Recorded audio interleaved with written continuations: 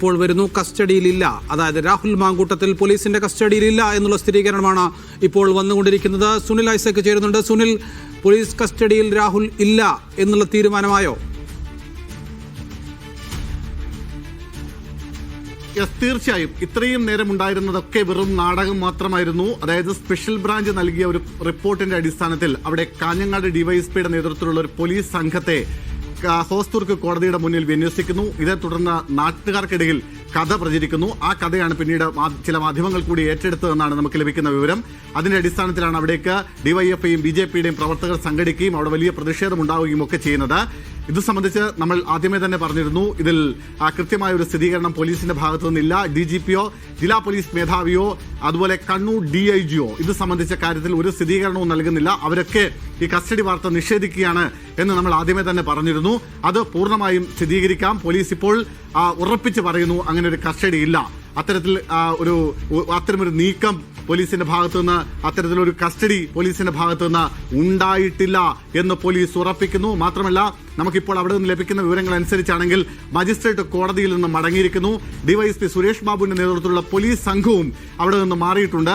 ഇപ്പോൾ അവിടെ കേവലം വിരലിലുണ്ടാവുന്ന പോലീസുകാരെ മാത്രം അവിടെ പോസ്റ്റ് ചെയ്തതിനു ശേഷം ബാക്കിയുള്ള പ്രധാനപ്പെട്ട പോലീസ് ഉദ്യോഗസ്ഥരൊക്കെ ആ സ്ഥലത്ത് നിന്ന് മാറി എന്ന വിവരം കൂടി നമുക്ക് ഇപ്പോൾ ലഭിക്കുന്നുണ്ട്. എന്തായാലും കൃത്യമായി ഇപ്പോൾ സ്ഥിരീകരിച്ച് പറയാം, രാഹുൽ ഇപ്പോൾ നിലവിൽ SITയുടെ കസ്റ്റഡിയിലില്ല. മാത്രമല്ല, ഈ പ്രത്യേക സംഘത്തിനുണ്ടായിരുന്ന അന്വേഷണ സംഘത്തിനുണ്ടായിരുന്ന ചില പോലീസ് ഉദ്യോഗസ്ഥരുമായി കൂടി നമ്മൾ ബന്ധപ്പെട്ടിരുന്നു. അവരും ഉറപ്പിച്ചു പറയുന്നു അങ്ങനെ കസ്റ്റഡിയിൽ എടുത്തിട്ടില്ല എന്ന കാര്യം ഉറപ്പിക്കുന്നു. അത് ഒരു വെറും കഥയായിരുന്നു, അഭ്യൂഹമായിരുന്നു എന്ന് നമുക്ക് ഇപ്പോൾ ധൈര്യമായി ഉറപ്പിച്ചു പറയാൻ കഴിയുന്ന ഒരു സാഹചര്യമുണ്ട്. എന്തായാലും നിലവിൽ കസ്റ്റഡിയിലായിരുന്നു എന്ന് വന്ന വാർത്തകളൊക്കെ പൂർണ്ണമായും പോലീസ് തള്ളുകയാണ്. നേരത്തെ ഞാൻ പറഞ്ഞതുപോലെ ഈ സുള്ളിയ മേഖല കേന്ദ്രീകരിച്ചുകൊണ്ട് രാഹുൽ ഉണ്ട് എന്ന ചില സൂചനകൾ പോലീസിന് ലഭിച്ചിട്ടുണ്ട്. അത് ഏറ്റവും ഒടുവിൽ രാഹുൽ ഫോൺ ഏതാണ്ട് മിനിറ്റുകൾ മാത്രം ഫോൺ ഓൺ ചെയ്ത ഒരു സാഹചര്യം ഉണ്ടായിരുന്നു. ആ സമയത്ത് ആ ലൊക്കേഷൻ കേന്ദ്രീകരിച്ച് പോലീസ് നടത്തിയ പരിശോധനയിൽ ഈ സുള്ളിയോട് ചേർന്നുള്ള പ്രദേശങ്ങളിൽ ആ മേഖലയിൽ എവിടെയോ രാഹുൽ ഉണ്ട് എന്നൊരു സ്ഥിരീകരണം പോലീസ് ഇപ്പോൾ നൽകുന്നുണ്ട്. എന്തായാലും അവിടെ പ്രത്യേക അന്വേഷണ സംഘത്തിൽപ്പെട്ട ഉദ്യോഗസ്ഥരും ഒപ്പം കാഞ്ഞങ്ങാട് നിന്നുള്ള സ്പെഷ്യൽ ബ്രാഞ്ചിന്റെ ഉദ്യോഗസ്ഥരടക്കമുള്ളവർ, ഒപ്പം കാസർഗോഡ് SP-യുടെ നേതൃത്വത്തിലുള്ള പ്രത്യേക ഒരു പോലീസ് ടീമുണ്ട്, ക്വിക്ക് ആക്ഷൻ ടീമിൽ, അവരിൽപ്പെട്ട ടീം ഇത്രയും ആളുകൾ ഈ പ്രദേശത്തെ വഴികളിലും മറ്റുമൊക്കെ പരിശോധന നടത്തുന്നുണ്ട്.